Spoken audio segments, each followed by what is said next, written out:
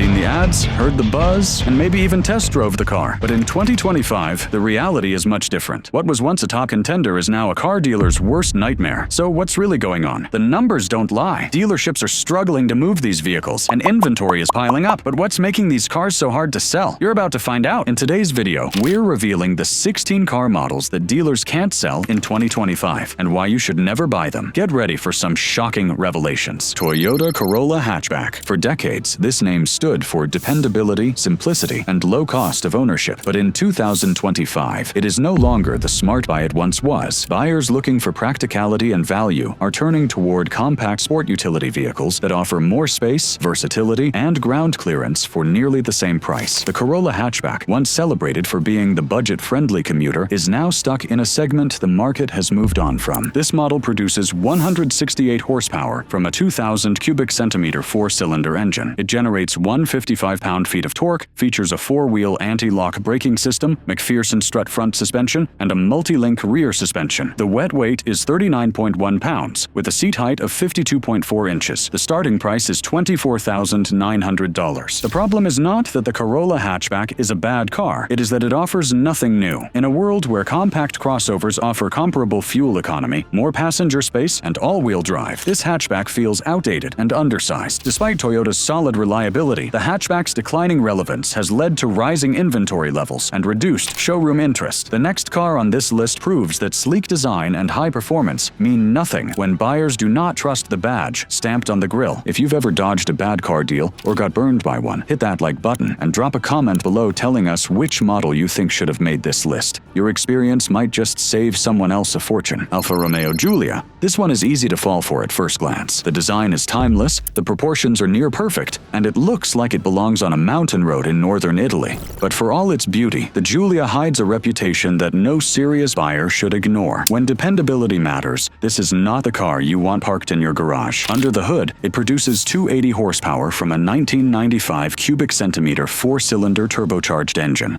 It delivers 306 pound-feet of torque, uses a four-wheel anti-lock braking system, and rides on a double wishbone front and multi-link rear suspension setup. Wet weight comes in at 35.70 pounds, with a seat height of 53.4 inches. Starting price is $43,575. The driving experience is sharp, almost addictive, but the ownership story is another matter entirely. Drivers report erratic warning lights, stalling engines, and frustrating electronic gremlins. Finding a qualified mechanic who can handle its quirks without delay or markup is half the battle. When the brand's reliability record is one of the worst in the industry, it stops being a matter of bad luck and becomes a matter of bad decisions. Beauty fades fast when it leaves you stranded. The next car on this list shows that even when luxury meets legacy, an outdated platform can still leave dealers stuck with unsold stock. Chrysler Voyager. There was a time when American minivans stood for comfort, space, and long-haul reliability. That era is long gone, and the Voyager proves it with every hard plastic surface and stripped-down feature. What once served as the family hauler of choice is now an afterthought, cobbled together from leftover parts and bad decisions. For anyone who values craftsmanship and brand strength, this is a hard pass. Power comes from a 3,600 cubic centimeter six-cylinder engine, delivering 287 horsepower and 262 pound-feet of torque. It is equipped with a four-wheel anti-lock braking system, McPherson strut front suspension, and twist beam rear suspension. Wet weight sits at 43.25 pounds, with a seat height of 52.1 inches. Starting price is $33,195. The Voyager was originally reintroduced as a cost-cutting version of the Pacifica, meant for fleet buyers and budget-conscious families. In the process, it lost almost everything that made its predecessor competitive. It lacks refinement, modern tech, and the brand confidence buyers want when making a long-term investment. Chrysler's shrinking lineup and its uncertain future under corporate parent restructuring only add more doubt. Dealers are left trying to sell a product the company itself seems to be phasing out. The next car on this list shows that German engineering is not immune to market rejection when price and practicality are no longer on speaking terms. BMW X2. Some vehicles try to carve out a niche so specific they end up with no real audience at all. That is the case with the X2. It was intended to be a sportier alternative to its more practical sibling, but what it really delivers is less comfort, less space, and less reason to pay the premium. It may wear the right badge, but it is missing everything that usually comes with it. The X2 generates 241 horsepower from a 1998 cubic cubic centimeter 4-cylinder turbocharged engine. It produces two 58 pound-feet of torque and features a 4-wheel anti-lock braking system with McPherson strut front suspension and multi-link rear suspension. Wet weight is 3,705 pounds. Seat height measures 55.1 inches, and starting price is $39,695. The issue is not with performance. It corners well enough and holds its line, but it fails the basic test of practicality. The ride is harsh, the cargo space is cut short for styling, and it lacks the refined comfort that should come standard in anything from Bavaria. Most buyers who walk in for the X2 leave with the X1, which offers more room, a smoother ride, and a lower price tag. Dealers know it. Buyers feel it. The next car on this list shows what happens when legendary performance meets a pricing strategy that pushed loyal drivers toward the competition. Nissan Z. There is something about a rear-wheel drive coupe with a long hood and short deck that still speaks to the purist. The Z was supposed to be the return of that glory. A twin-turbo engine, manual gearbox option, and retro-inspired styling made it one of the most anticipated releases in recent memory. But what happened at the dealership told a different story. The Z is powered by a 3,000 cubic centimeter 6-cylinder twin-turbocharged engine, producing 400 horsepower and 350 pound-feet of torque. It comes with a 4-wheel anti-lock braking system, double wishbone front suspension, and multi-link rear suspension. Wet weight registers at 36 pounds. Seat height is 50 inches even, and starting price is $41,980. From launch, buyers faced dealership markups of $10,000 or more, pushing it into territory where a better performing car was often parked just one stall over. Add in the fact that supply chain issues delayed many orders, and that the interior still borrows heavily from economy models, and the shine wore off fast. Enthusiasts were ready, the market was ready, but the pricing game turned excitement into regret, and now inventory is piling up. The next car on this list proves that when two automakers build the same machine, the badge you choose can cost you more than just dollars. It can cost you buyers. BMW Z4. Some cars carry a badge that once stood for engineering pride, but over time, that badge starts to feel more like a price tag than a promise. That is where the Z4 finds itself in 2025. It is a roadster built on shared bones, competing in a shrinking market, with buyers turning elsewhere for the same experience at a better value. The Z4 is powered by a 2980 cubic centimeter 6-cylinder turbocharged engine, producing 382 horsepower and 368 pound-feet of torque. It features a 4-wheel anti-lock braking system, dual-joint strut front suspension, and 5-link rear suspension. Wet weight comes in at 34.78 pounds, with a seat height of 50 inches. Starting price is $55,950. The real issue is what the Z4 offers versus what the market now expects. With the same platform and powertrain as the Supra, but carrying a heavier price tag and a less aggressive image, it loses the younger buyer and frustrates the seasoned one. Insurance rates are high, resale values are soft, and dealers are holding more of these than they can move. Add in a dwindling interest in two-seater convertibles, and this model ends up as more of a showroom fixture than a real contender. The next car on this list proves that when you chase mass market appeal and lose your focus, the result is a mid-size mess few drivers want to commit to. Ford Escape. There was a time when a compact utility vehicle wearing this badge meant strong resale, simple maintenance, and honest daily comfort. In 2025, the Escape is caught in a no-man's land. It tries to be too many things to too many people and ends up fading into the background, while fresher, more focused rivals pass it by on every front. Power comes from a 1,500 cubic centimeter 3-cylinder turbocharged engine, producing 181 horsepower and 190 pound-feet of torque. It uses a 4-wheel anti-lock braking system, features McPherson strut front suspension with an independent rear setup, has a wet weight of 32 pounds, and offers a seat height of 54.4 inches. Starting price is $29,345. The Escape does not fail in dramatic fashion. It simply does not lead in anything. It is not the most fuel efficient, it is not the most spacious, and it is certainly not the most reliable. In a market now defined by competition from Toyota, Honda, Mazda, and even Hyundai, the Escape feels outdated in design and dull behind the wheel.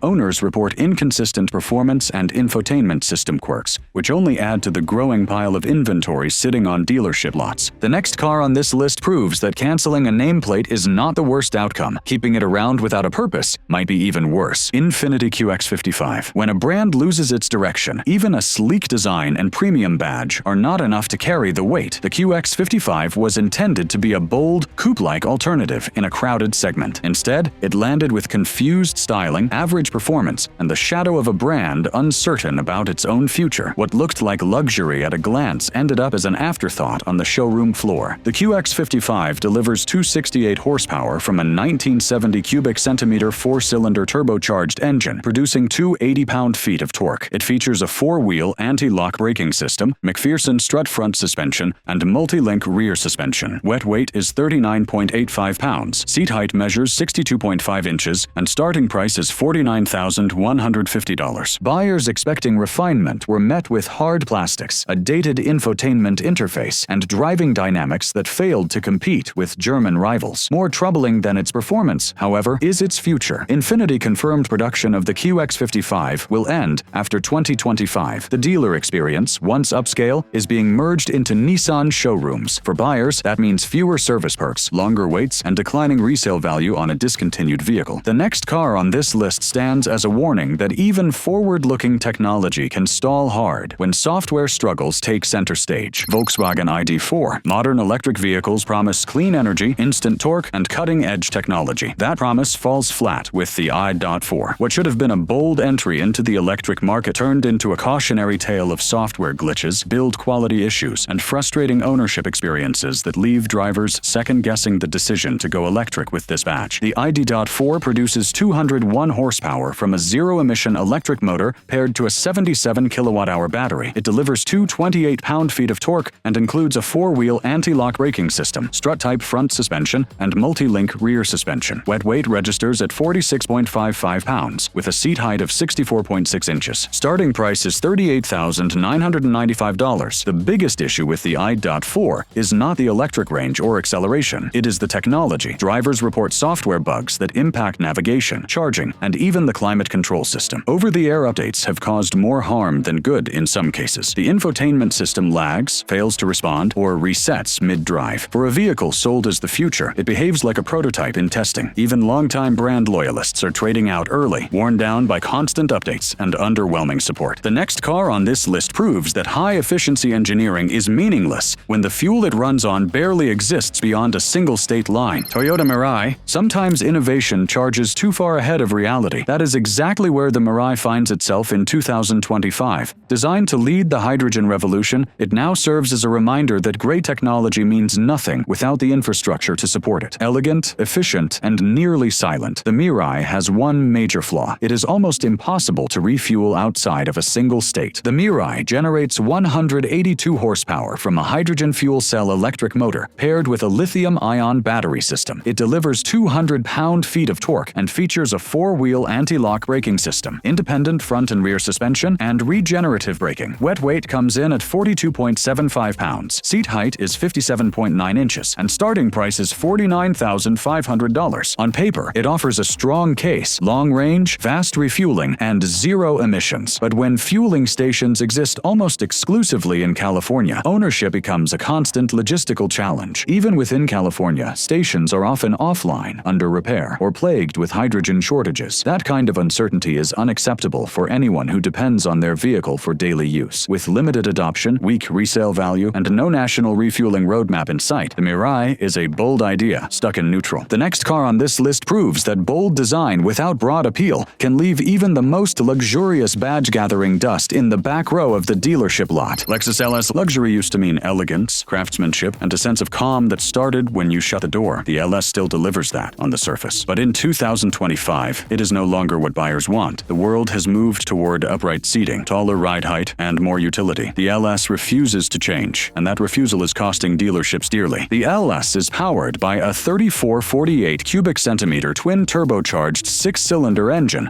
producing 416 horsepower and 442 pound-feet of torque. It features a four-wheel anti-lock braking system, multi-link suspension at all four corners, and a wet weight of 46.25 pounds. Seat height comes in at 58.1 inches. Starting price is $80,615. Behind the wheel, it is refined and whisper quiet. The materials inside are flawless, but it rides low, lacks the cargo flexibility most families now expect, and gets overlooked in favor of similarly priced sport utility vehicles with more presence and practicality. The LS appeals to a shrinking audience, one that is aging out of the market while younger buyers head for crossovers and electrified alternatives. Rumors of discontinuation grow louder with each passing quarter, and inventory continues to stack up. The next car on this list proves that even the promise of electrification cannot fix a vehicle when the styling chases headlines instead of heritage. Jaguar F-Pace. A proud name and a sculpted silhouette are not enough to hold a brand together. The F-Pace represents everything Jaguar once stood for: style, luxury, and presence. But in 2025, it also represents a company in retreat. As the lineup shrinks and strategy changes course, this once premium sport utility vehicle now sits alone, a legacy model without a future. The F-Pace is powered by a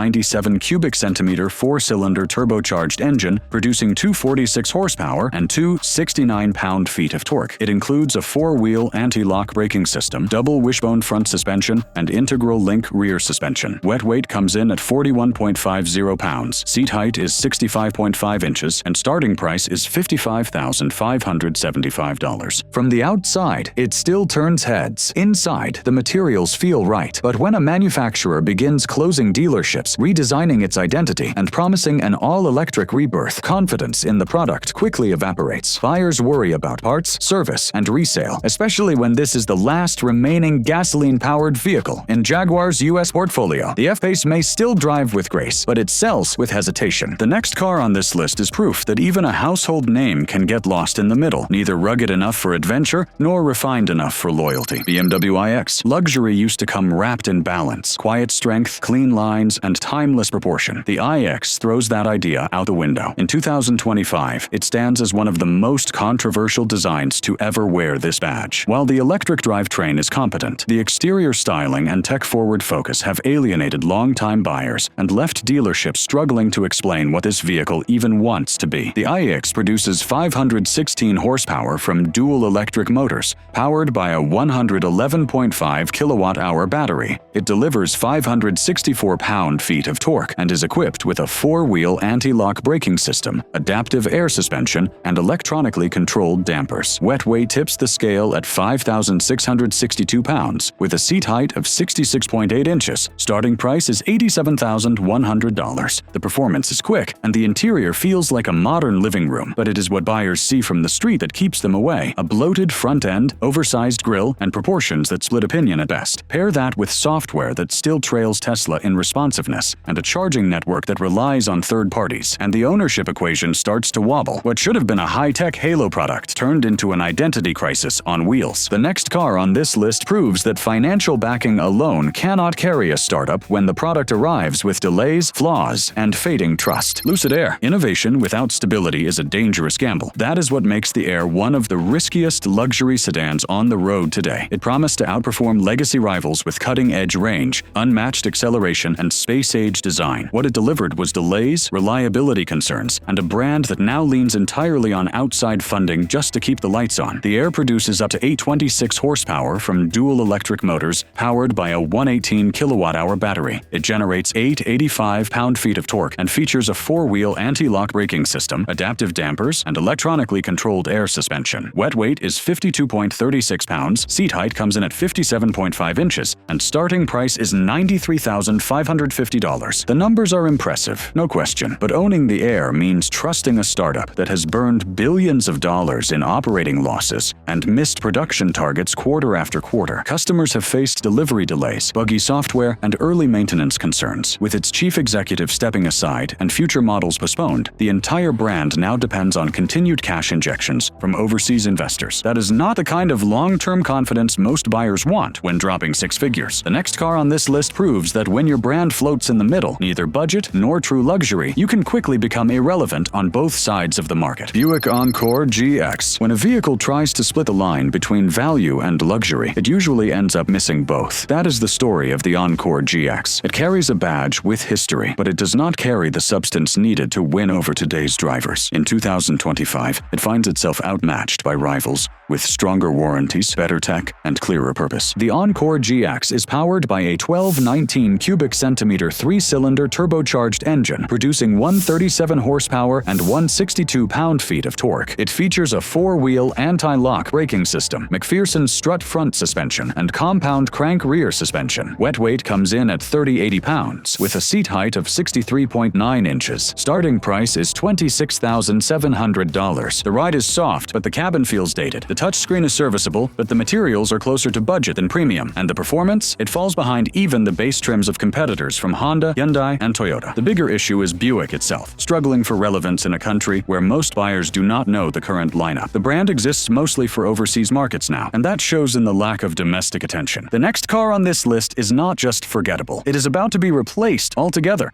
making any buyer today the last in line holding an aging ticket. If staying ahead of overpriced junk and fading brands matters to you, go ahead and subscribe. We've got more no-nonsense lists coming your way, and next time, you'll be the one warning your buddies before they sign on the dotted line. Audi A7. Sleek lines and a luxury badge are not enough to keep a car relevant in a segment dominated by sharper tech and clearer value. That is the issue haunting the A7 in 2025. It is a gorgeous machine, no doubt, but when push comes to shove, it sits awkwardly between the more practical A6 and the flashier Rs models. That puts it in the crosshairs of drivers who want more for less or much more for just a little extra. The A7 delivers 335 horsepower from a twin turbocharged 3,000 cubic centimeter V6 engine. Torque tops out at 369 pound-feet. It features a four-wheel anti-lock braking system, multi-link suspension at all corners, and a quattro all-wheel drive platform. Wet weight comes in at 4,420 pounds. Seat height measures 57 inches even. Starting price is $76,300. Yes, the driving experience is polished. Yes, the interior is a fine place to sit, but depreciation hits hard, and maintenance costs only rise after the warranty ends. The hatchback design makes it stand out, but not in a way that justifies its price tag over rivals,